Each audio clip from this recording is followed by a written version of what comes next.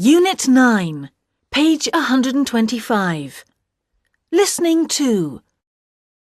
I'll be presenting a brief of the case Pro-CD Incorporated versus Matthew Zeidenberg and Silken Mountain Web Services from the year 1996. The jurisdiction is the U.S. state of Wisconsin. It's a pretty important case in the U.S. in the area of the sale of goods over the Internet. You could even say it's a landmark case. First, I'll tell you the facts of the case and then something about the stages of litigation and the holdings of the courts. Finally, I'll explain the reasoning of the courts. Here are the facts. The plaintiff, Pro-CD, produced the CD-ROM product Select Phone. It's a listing of over 95 million telephone numbers and addresses combined with search and retrieval software. The defendant, Mr. Zeidenberg, purchased copies of Select Phone but decided to ignore the license.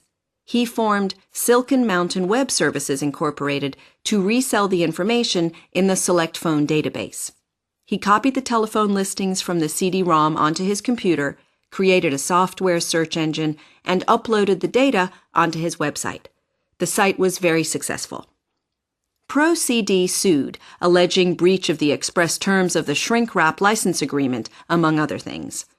The main issue raised by the case is whether a shrink-wrap license constitutes an enforceable sales contract. So, what's the procedural history of the case? The first instance, the district court, decided in favor of the defendant. It held that because the terms of the license agreement were inside the box instead of printed on the outside, Zeidenberg had no opportunity to disagree with or negotiate them when he paid for the product at a store. Then the case went to appeal. The Court of Appeals reversed the district court decision in favor of the vendor, Pro-CD. It remanded the case back to the district court to determine damages and other legal relief.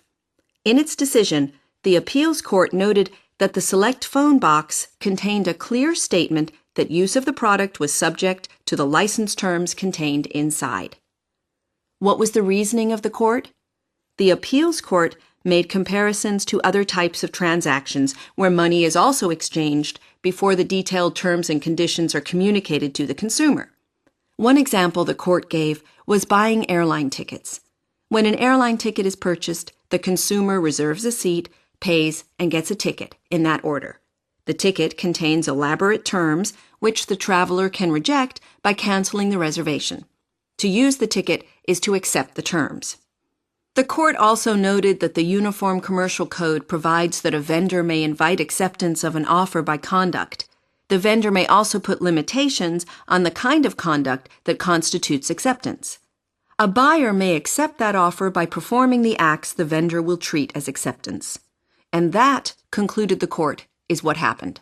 Pro-CD proposed a contract that a buyer would accept by using the software after having an opportunity to read the license at leisure. This Zeidenberg did. He had no choice because the software displayed the license on the screen. It wouldn't let him proceed without indicating acceptance.